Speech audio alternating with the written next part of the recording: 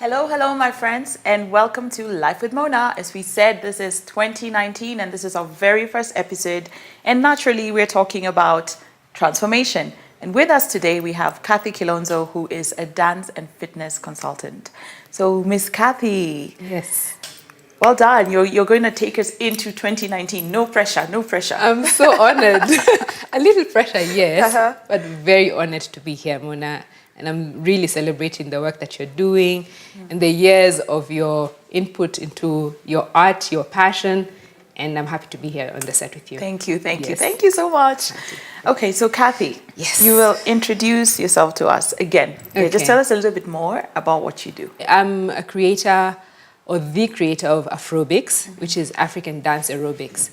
If my t-shirt, it talks about Afrobics. Yes, I coined up that name because of my passion for African dance and aerobics. I'm actually a fitness professional fitness instructor, and I've done that for many years. I was trained in Bodywise Fitness Institute in 2002 to 2003, and since then I've been practicing the profession of fitness instruction. However, like you know me from way back, I've been dancing for more than 20 years. Yes. Right out of high school, just followed my passion, went into dance like it was my life, because it was. You know, when you find that passion, that thing that you love to do, I left my family, I left my home, and just came to Nairobi from Machakos. Wow, yeah. Yes, and when my parents asked me, what are you going to do? I told them I want to dance. And I was only 19. Yeah. And honestly, I left everything that the comforts of home, and just followed my passion. That was my university, my school of life. Yeah. And then met up with people like you. Yes. What did we do together? Balozi Africa. Yes, Balozi Africa. That was like 1998. I think around 2001. Oh yeah, no, by the time you were joining, it was 2001. Yes. And I think it was formed in 1998. Yes. And we did a lot of dance, singing and rapping. Of course, I was a dancer. Yes. I don't know if you were there, Cathy. There was once at Bomas of Kenya we had gone to, this was with Eric Wainaina. Yeah. Because the Balozi dancers ended up dancing for Eric Wainaina at some point. Yes. And we had gone to dance for, it was one of these things, Saitoti was presiding over it. I can't remember what it was, but there were all these different schools. And that was just when Inchi ya Kitu Kidogo came out, Eric's song. Yes. And so we started singing. I mean, he was called on stage, and that was the song that he was singing. Yes. And we started dancing to it. Now, the officials, realizing that this was a song about corruption, suddenly switched off the music. Okay, so we were mid-dance. Switched off the music. And then all the kids, because it was full of high school kids, all the kids started singing for us. And they're pointing on the dais. So Eric Wainaina turns around and he tells us, keep dancing, keep dancing. Yes. You know? Yeah, so all of us, we are dancing, not to Eric. Eric is singing, but we can't hear him because the music has been switched off. But we're dancing to the school kids. It was amazing. And at some point, Saitoti is sitting there. He realized, he was like, these guys are not going to stop. No. You know, and I don't even think he wanted us to stop. I think it was just his people who were being a bit overzealous. Okay. And he gestured to the DJ and he did this, like, keep rolling. He told the DJ, keep rolling. And the music came back on. And we continued dancing. The power of art. The power of art, the power of dance. And the whole stage, like all those kids just stood up and they were like, we know this song. We will sing it for you until you finish. It was amazing. Wow. You know? No, I heard about it, but I wasn't there. Oh, you're not there for that one. But I remember an incident like that with Peter Dera, because we started a dance group called Heart and Soul. I remember Heart and Soul. Yes. We really used to look up to you guys. Yeah. Yeah, we did. We did. You guys were amazing. Yeah. You know, just breaking into the Christian, at that time, the Christian art scene. Exactly. Yeah. Which a lot of people were not doing. No. With just contemporary, you know, dance that is expressive. Yes. We did Lingala, we did all sorts of genres of dance.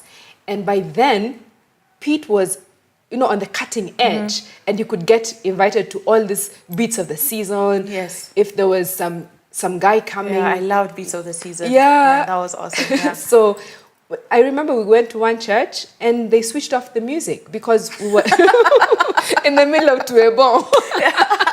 Because Tuebo at that time, can you imagine? Tuebo was controversial because we were like, I mean, compared to what people are doing now, we were really safe. Yeah. But at that time, it was very controversial. Yeah. But, you know, just breaking ground at that time. Yeah. And we're part of that revolution, just starting dance and just going for it like our life depended on it, because that was all we knew. And it was positive reinforcement as well. Yes, it was. And being part of that revolution and that just pushing and being like a spearhead team of people who just love to dance and using our art skill to transform people's lives. Yeah. It was something that I still hang on to, because my life, I left my family, so there's nothing else I knew. I finished school and this is all I know. Yeah. So I hung on to it, and then I went to fitness school after that. And in fitness school, now the combination of dance and fitness married together, and it was so easy for me. And I broke ground. I've been doing it for the last 20-something years. There's so many expressions of dance and exercise, but once we can be able to express it properly, once you've gone for training, once you understand that I can do certain forms of dance, as I'm teaching people, I shouldn't take them too high or shouldn't take them too fast. And those are the concepts and the principles that you learn in school. So you learn that as part of the training in fitness school. Yes. So that you just do take the theory of it.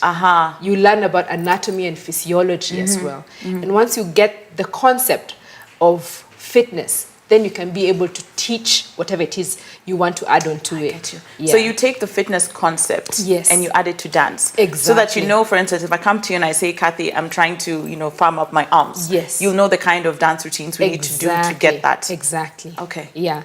And it's very easy now to be able to tell when someone's coming and say, oh, I just want to firm up my abs. People talk about the stomach. Tummy. Stomach ni ile unakula nayo. Stomach is an organ. The muscles, however, are called the abs. That's why people say, oh, I want a six-pack. Okay. But those muscles that we want to work on, how can I be able to help you through dance achieve a tighter core or a tighter abs? Okay. So that you can do through dance. And this is why I created Afrobics. And so I've incorporated percussion, African percussions, to my African dance. Okay. So I call it Afrobics so that the movement, the sound is all celebrating Africa. What kind of movement do you have? I was in drama dance. Yes. This show, so many things coming out that I used to do in my childhood. The full artist, look at you. I was in drama dance in high school. Part of the, like the nationals where you'd go into provincials, nationals. Yes. Yes, I was in drama dance. So do you do those kind of dances, like from, the traditional movements? I do traditional, I do contemporary, and I do current. Like, like now we have all this West African Nigeria movement, exactly. But it's a celebration of Africa. Yeah. So I borrow from different parts of Kenya. Okay. But also different parts of Africa. Including Southern Africa? Southern Africa, West Africa. I also learned the Ethiopian dance. Which one is that? The name has left my mind. Show me. I will show you. We'll do right there when it's our time to dance. But where, how they lift the shoulders? The shoulder. Yes. How they lift the shoulder. And that dance, I'm telling you, it comes from right at the core. So it's beautiful. Yes. What's to tighten my stomach? Yeah. Yeah, let's stick to abs. Or your core area. I'm using the language people understand. Stomach. Yes, tumbo. Yes, tighten your stomach. But at the end of the day, you find that, African movement, African dance is so beautiful. It is. And by the time I celebrate what people are doing with the Zumba, the Latin and all that, but there's no movement like your very own. Yeah. People come from so far to come and watch the Maasais. They go to Bomas of Kenya and we take it for granted. Yes. Yeah. But right here we have richness of movement, and that movement alone, if you can remember when you used to do those music festivals. Yes. I'm sure you guys used to sweat. You were thin we were skinny. Yes, we were sticks. Exactly. You were very fit. Yeah. And even Balozi Africa, because we had a lot of Afrocentric dance. It was crazy. Yes. Yeah. And you can imagine, people should not leave out the things that they did in their youth. That's true. Yeah. if you can stick to those passions, those expressions, whether you enjoy walking or running or cycling, don't think it's niya watoto or I'm too old for that. Hang on to it, because I've seen when people dance, even when they go clubbing, even in church, there's joy. Yes. And that should not be confined to, having to be with people in a certain.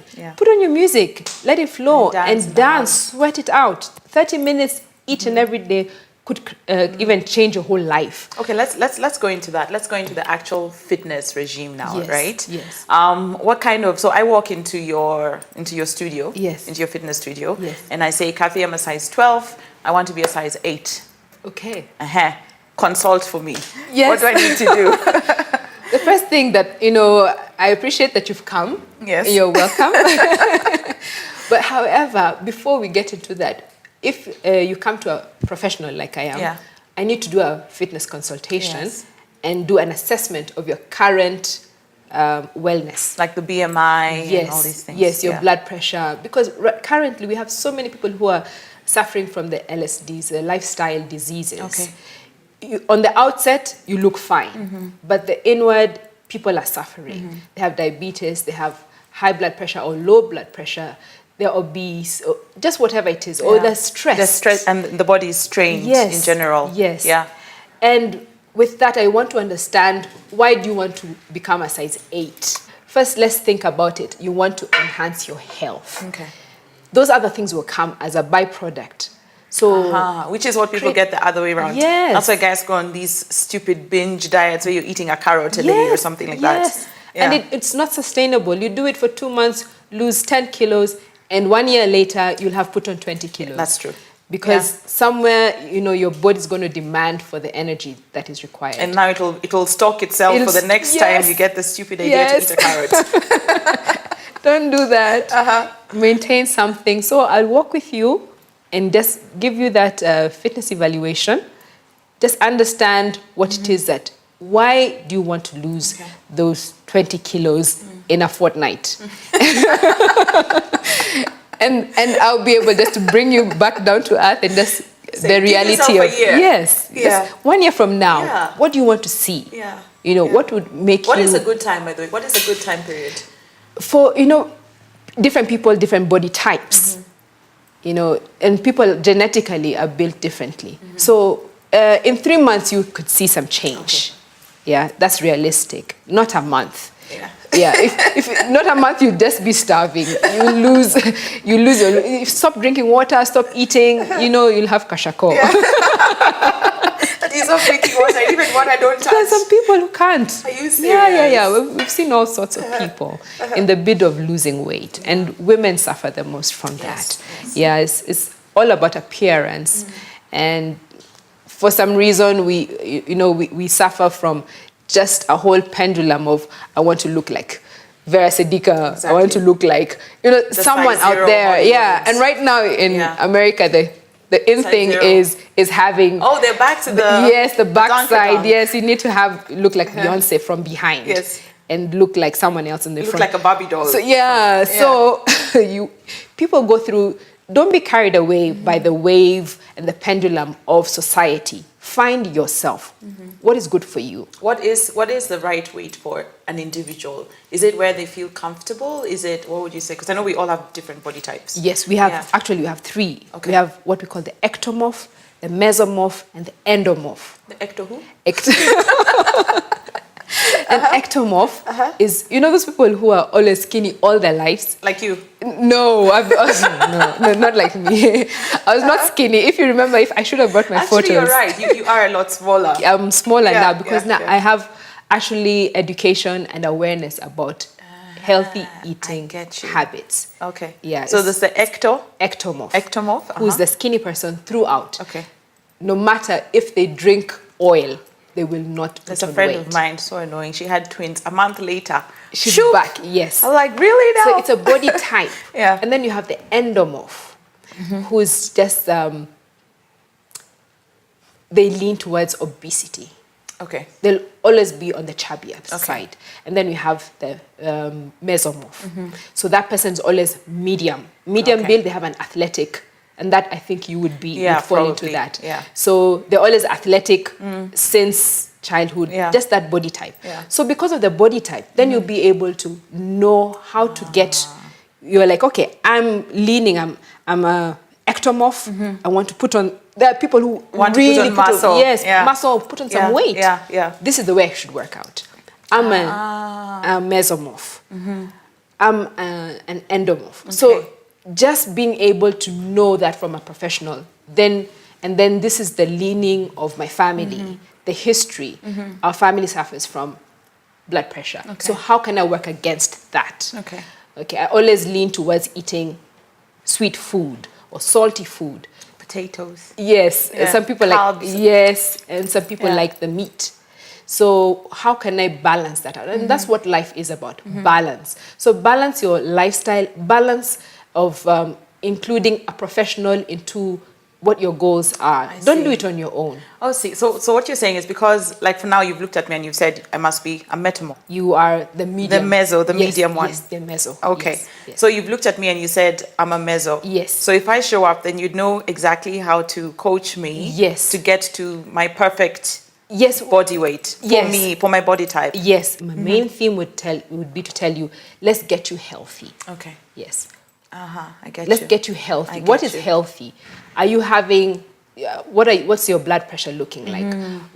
When you walk, when you run up a flight of stairs? Are you And even that breathless? fitness Are you- assessment Yeah. will also include actual physical exercise. It's a test. Yeah, It's a to test. see where you're at. Exactly. Yeah. And then 3 months from now, are you better? Okay. 6 months from now, I get we you. refer back to your fitness evaluation. And then 1 year from now, we'll be able to say, listen, you are here and now you're here. And You've balanced. Okay. Yes. I think just to quickly recap, the 3 different body types. yes, They are the, ectomorph, which is the thin, long-boned person. usually tall. No, Not they could necessarily. even not necessarily. Okay. They just have long bones. Okay. When you see them, you just like, oh, that person, they're thin. Okay. But that's just the body type they have. That's the ectomorph. Ectomorph, And then you have the endomorph, who's the opposite. They're easily put on weight. They're more leaning towards obese. Okay. And then you have the medium person, like I was saying, yourself, the mesomorph. Okay. I'm also a mesomorph. Really? Yes, true to it. This is, like I was saying, education. Okay.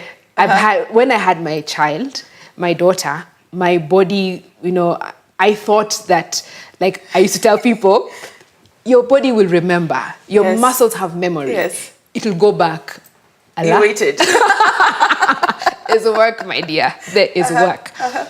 I really put on a lot of weight. I was around 67 kilos. Okay. And I felt heavy. Yeah. The problem is the feeling Yes, heavy. When yes. you feel like you're carrying It's very a sack uncomfortable. around you, you know, Yes, yeah. Yes. But that was my weight when I was a teenager, actually. When in my teens, between 18 to 20, Yeah. I was 67 kilos. Okay. Yeah. And I was 67 kilos after having my baby. So it remembered you at 18. yes.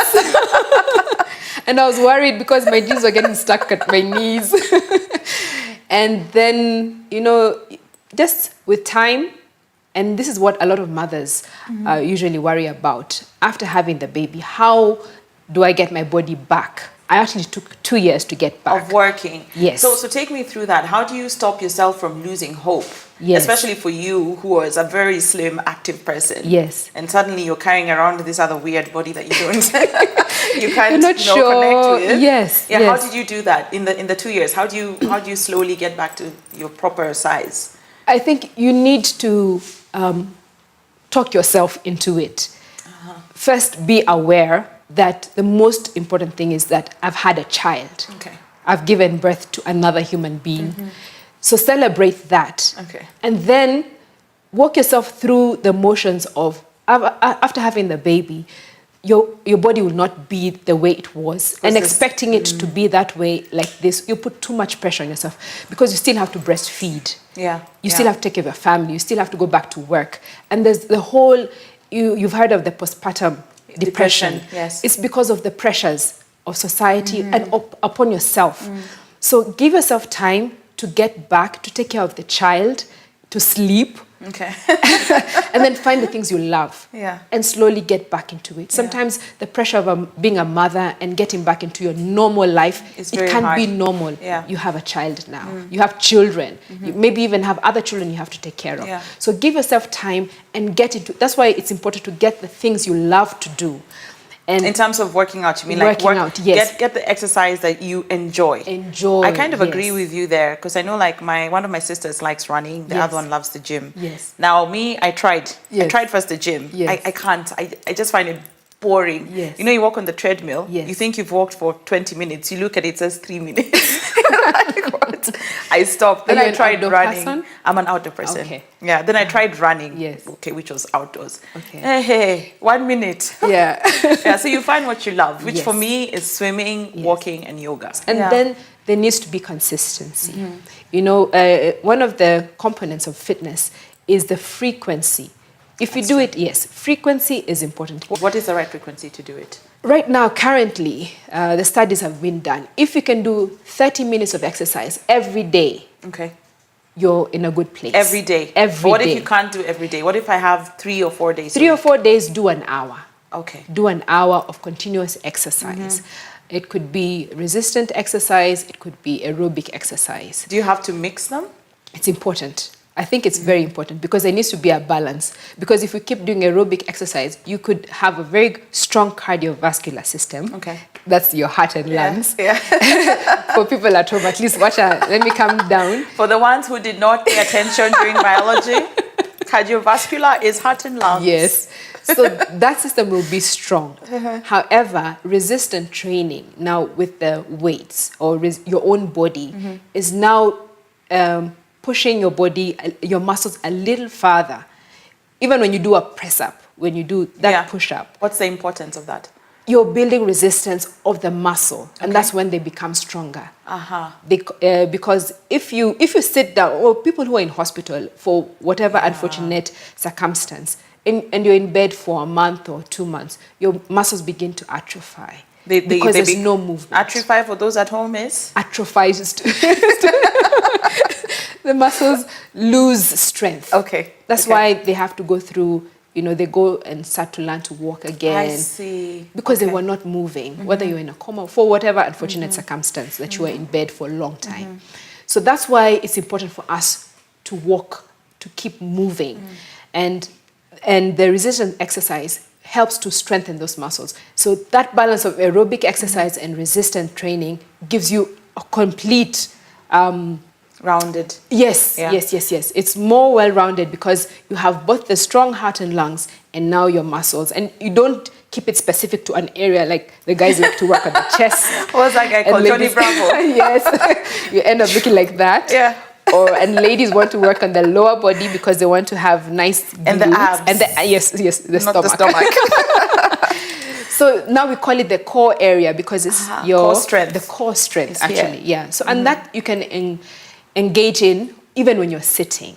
So day to day, yes. How? Even you see your posture like right now. Yeah. Yes. Okay. Even when you're sitting, breath. when you're doing your exercise, you keep a strong core, meaning you stay upright, breathe. Exactly. That's a good one. I'll practice here with you. So those kind of postures, you're sitting many hours in front of your desk, stand up and walk. Like me now. My job, being a writer. Yes. Yeah. Every 20 minutes, just stand up, take a walk. And when you're doing your writing, when you're sitting down for long hours, maintain an upright posture so that your lungs and your mind are all getting enough oxygen. Okay. And when you're doing that, you're maximizing just your complete wellness. Wellness of the mind, wellness of the body.